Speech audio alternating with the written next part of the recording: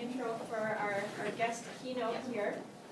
Dr. Violeta Garcia is the CEO of STEM Learning by Design. For more than 10 years, she has provided educational services specializing in STEM program development and educator professional development in formal and informal settings, linking her passion for science and education to prepare our next generation of leaders to solve 21st century challenges. Before launching her business, Dr. Garcia served as the STEM coordinator for the Colorado Department of Education, where she initiated the development of Colorado's vision for STEM education, contributed to the development of the Colorado STEM Education Roadmap, and built capacity for educators to interpret the standards and develop problem-based learning and design thinking to make learning meaningful and personal for all students.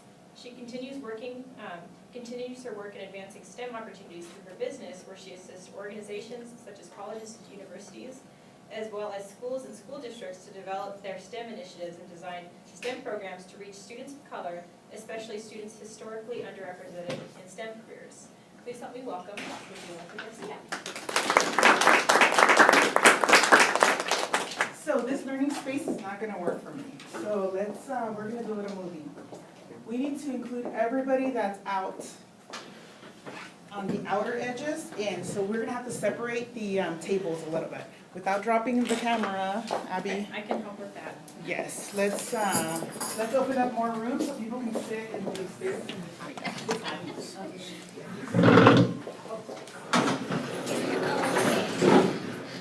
Okay, so then somebody can sit here.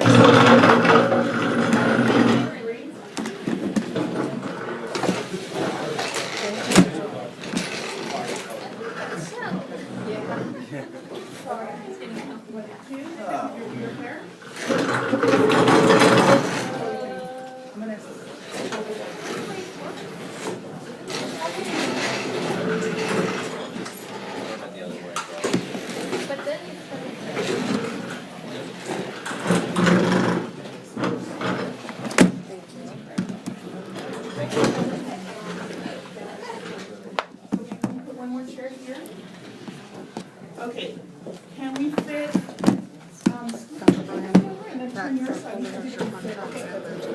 So I gotta sign and get back to you. We're good. Like right away. Like today. Well, Yeah. only if people want to get paid. Yeah. Paul wants to get paid. All right. My people. Over there.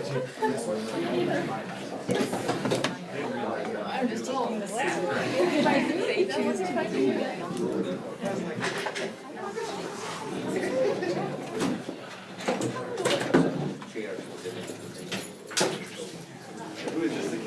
Yeah, it must be. Good for her, right? I didn't get it.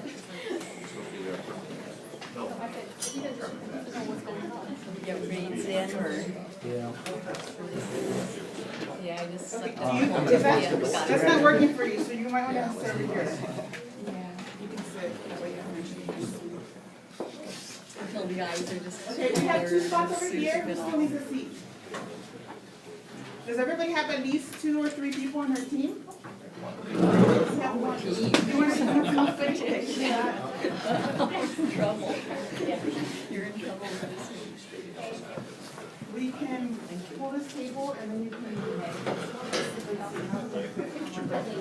Does that work? Okay, all right. 2, 3. Okay, lesson number 1. Check out your learning space. Does it work? That's really one of the things that, have we ever questioned it?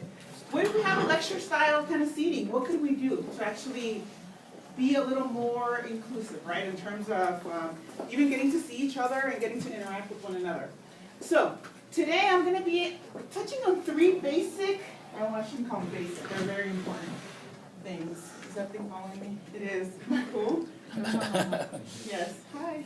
Okay. So I will actually interweave all 3 presentations because, for example, I can't separate technology from this presentation. You know what I mean? There's kind of an interweaving. So even though there's 3 presentations looking at curriculum design, looking at strategies to engage learners from underrepresented backgrounds, and then technology integration. Those are the 3 major things that we're going to talk about today. But with that, we have to assess what we know first, okay? So I'm gonna give you, well, two things you're gonna get. One, I want to know who you are. So how would you like me to address you? So you're gonna take one of these sheets, fold it in four this way, and then once again, now I want you to write your name, whatever you want me to call you. So whether that's Dr. Awesome, that's okay.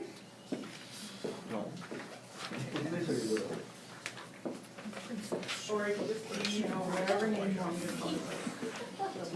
We're making little friends. And then if I need help pronouncing it, be sure to include that in your right next to it. Dr. Awesome. I'll call somebody Dr. Awesome. So let me show you the paper. Yeah, fold it the long way. That way it makes a little tent.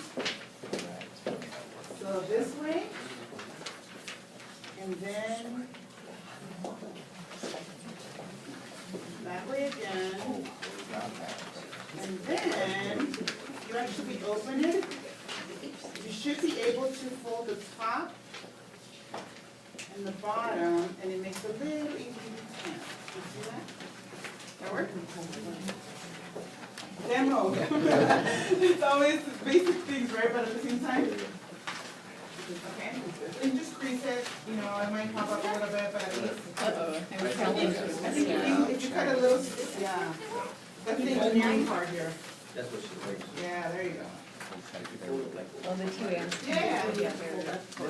Okay, oh, that's true. Thank you. How about engineer your own name tent?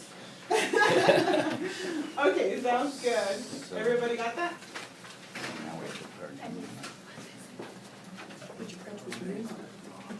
How many have you actually learned all of your students' names for the most part? Pretty good at that? I can't even begin to tell you, when somebody calls me by my name, it kind of livens my spirit. And actually, it just sounds like, they really care about who I am. My name is difficult to pronounce. It's Violeta. I've actually had people who were not very open who said, oh, I could never pronounce that.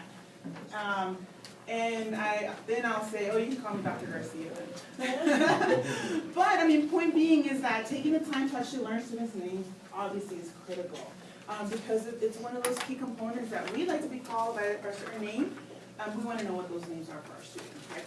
So we are going to start with an activity called intersectionality. How many of you have heard this term before? Oh, awesome. This is good. Well, it's good because this, and I'm going to have you pass them down. This is an activity for you to create awareness about the multiple identities that students come with, okay? So for example, for me, I am a woman. I'm a woman of color. I'm Latina. I don't identify, here, let me give you. Did everyone get one? I don't identify with being called Hispanic. However, here in Pueblo, a lot of people who have, 5, 6 generations identify with being called Hispanic. It's just one of those things where different terms help to identify different people. I saw a dry erase board marker somewhere. How big was it?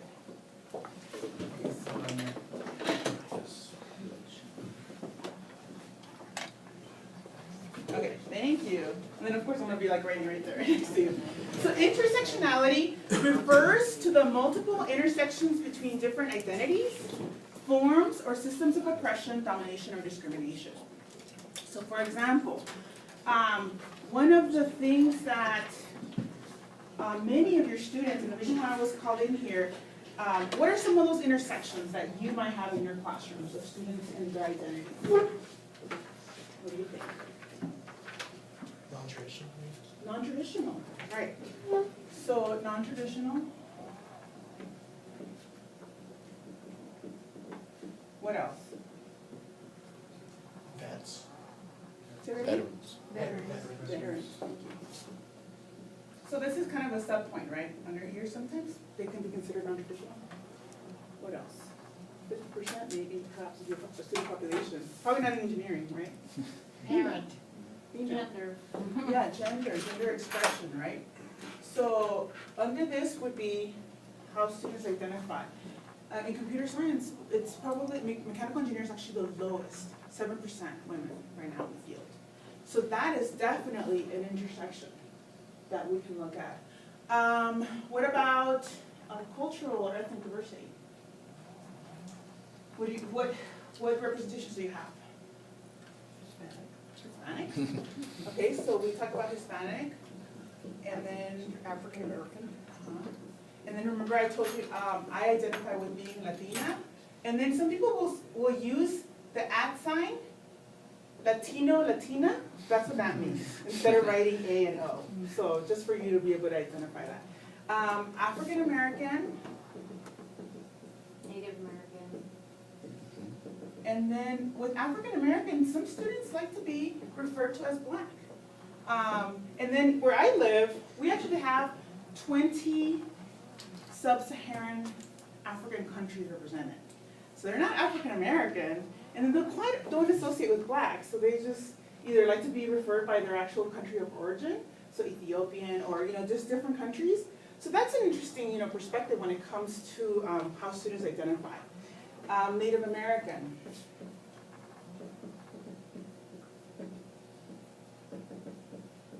Okay, what else? Asian, yeah. Asian or Pacific Islander? Anchovies. How? Well, I don't know if you know the term. Say it. There's the Bon Jovis. Bon Jovis? Tell me more. Oh, those are the pretty people. The pretty people? Pretty Yeah. people. Bon Jovis. I was gonna say, I know the, have you heard of this term? Slovenes mostly. Slovenian. Oh, Slovenians, what is it? My high school Oh, students. God, beautiful E- people. the emus, they would call each other, the emotional, like the, I wanna be my own kind of person. But, I can't remember if it's emo or emo. Emo. Okay, but, you get the point, right, in terms of that, and I can't, help me write it if, we can add it on the list here. But there are multiple identities that we can associate with, right? And then here we talked about, kind of like ethnic, not just ethnic, I can't spell. Oh, where's the eraser? Okay, or country of origin. Okay, So what about those kids that they don't, they are mixed, like Black and Hispanic, very good. but they don't want to be associated with anything like that? So I'm just a Right. person, and I don't care about if I'm Black, brown, white. I'm a person, and that's a pretty large population based on NPR. So that a bunch of young kids, they don't associate with anything like that. They just And want why to be. don't they? You know? No, but it's several things. So if they don't identify with any, so if they are like a parent is Hispanic and their Yeah. mom is African American, they don't identify with anything like that. There's so- an expression in Spanish that says, ni de aquí, ni de allá. I'm not from here and I'm not from there. That's what happens because they don't have, it's really hard to associate yourself to say, for example, when I go back to El Salvador, they ask me where I'm from. I'm like, oh, I thought I was from here. I thought I was born and raised here. So there's this sense of, but then when I come to the US, people say, oh, you speak English so well, and I'm thinking, I do? So it's this weird space, right, that our students are living in. And acknowledging that is what we're gonna do as part of this activity. Now, we're not gonna get all of it right, but at the same time, it gets us talking about what the needs are. A big one right here that I haven't seen is bilingual students or multilingual students. So I speak more than one language. So bilingual, multilingual. Okay, what else in terms of how we identify as people? Just Religion. religion, that's a good point, yeah. Age, and that's gonna put this under, because that can definitely happen. Education. Educational background or First generation. first generation, that's a really good one, okay. And then so good, that I'm gonna pick one of these. You're gonna intersect one of these with being first generation. Okay, so I'll show you how to do that. So, there's two boxes. It's a Venn diagram. It's nice, square one. So I'm gonna put first generation here. Okay, and we're gonna put assets, things that you think are awesome about first generation students, meaning, they come with a fresh mind, they're excited, right? That could be an asset. But there's also challenges. For example, navigating the system might be a challenge for them, right? But then I'm gonna have you select your own here, okay? So you can cross first generation with Hispanic, Latino, with African American, Black, any other group that you want, okay? So go ahead and label that, and same thing. Tell me what are the assets and what are the areas where they need more support. Now, some of them you say, okay, if say I pick, since I'm obviously in that group, okay, as a first generation Hispanic Latina, a challenge that I had was my parents not letting go of me.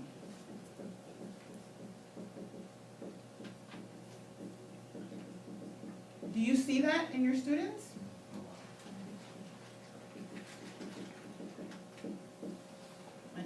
My handwriting is, doctor style. Okay, that's what you're going to talk about, and that's what you're sitting in groups. Okay, so you can decide as a group if you want to do it together, but you can also have, if you feel really strongly about, two that you want to work, one that you want to work on your own, that's okay too. But obviously with a group, it gets people talking. So go ahead and label your diagram first generation, and then pick one of your choice, and then you're going to start intersecting. And then for this one, I said that everything is new, it's fresh. So they're impressionable, right? First generation students are impressionable. And they're excited many times. But they're also very scared sometimes, okay? So go ahead and try to fill in at least one or two with your team for each of the boxes that you see. She gave us the one to get started with.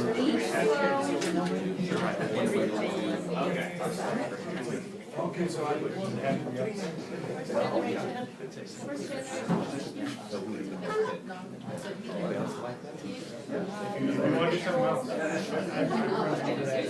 We have a lot of non-traditional. You guys have a lot of non-traditional. Want to do that one?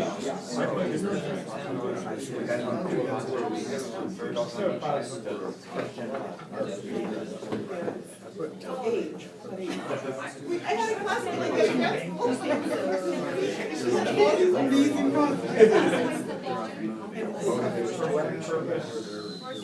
first generation. The one that she had here for next year. Oh, I haven't signed that part. Let's see, grandma.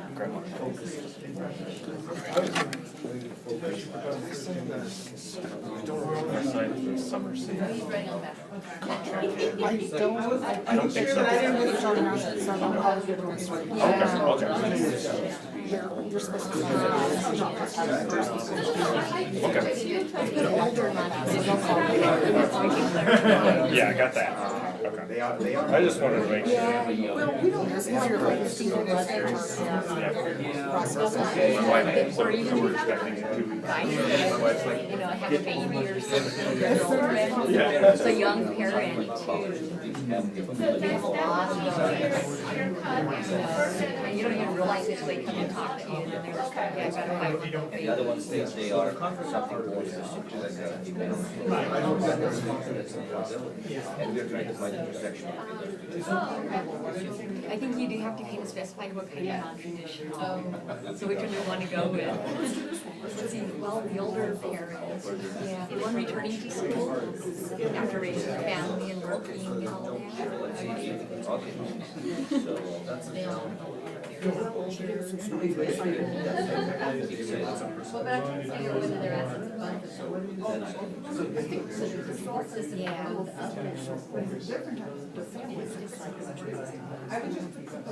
I think maturity covers all of it, so long as maturity, you got all the other things. you know, they're motivated, they're not gonna just throw their money away. They have a time restriction, because there are some conflicts between school and family, so they know how to work efficiently and have fun. Go in the negative as well. I think the I've seen these like peer support groups, because you know, they're coming into the classroom and they're all these young kids.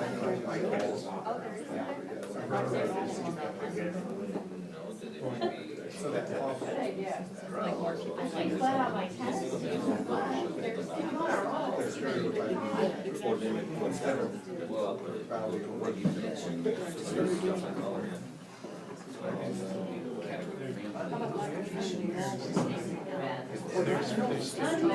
conflict, a lot more conflict for their time, or time conflicts between family, maybe between family work and school.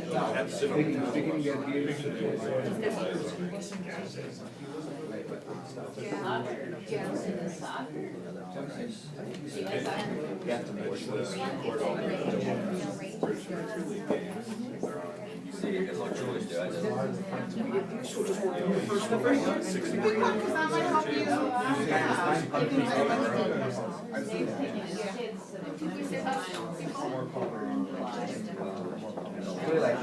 Those are assets, they're an asset to the class, because usually they're like a good role model for their students.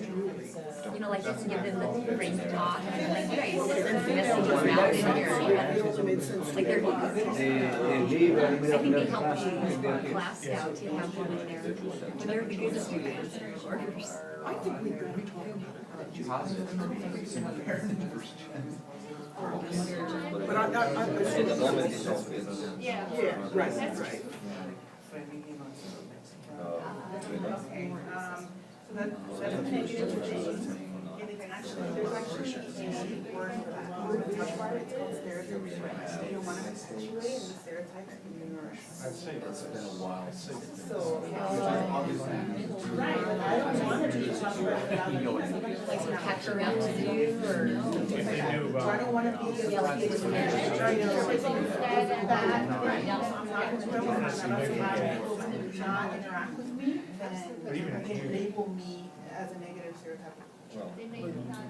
One thing is. So struggle with stereotype threat, that could be, and that could be for both, right? First gen and Still present, they struggle with their identity. like being so far away from high school. So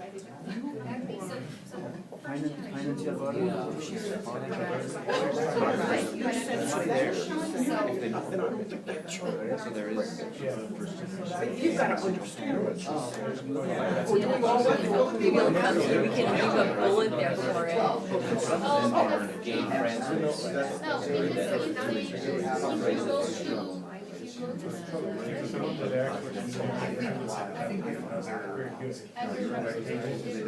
I can see the ones that come into film for like math is a big component.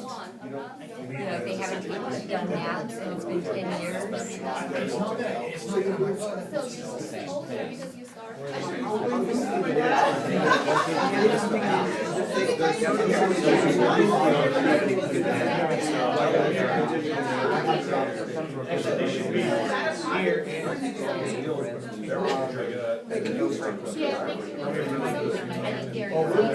You find other areas of science and math, that's a big one. That's for everybody, but then we can just put math.